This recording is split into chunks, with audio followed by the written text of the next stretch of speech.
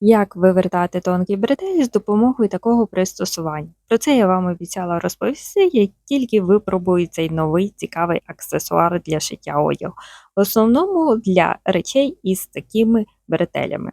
Мета цього засобу гачком зачепити матеріал у місці припусків, затягнути його у бретель, щоб в цей момент гачок закрився і швидко можна було витягнути другий кінець.